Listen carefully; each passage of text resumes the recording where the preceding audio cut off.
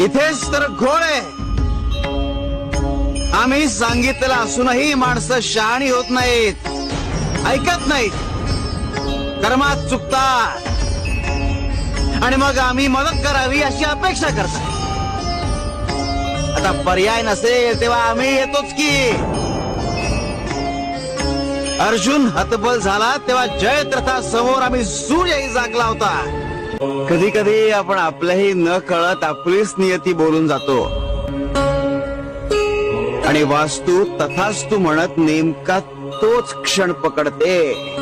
म्हणजे स्वामी आजोबा काय म्हणताय तुम्ही? काय शिकलात या ओल्या पापडांकडून?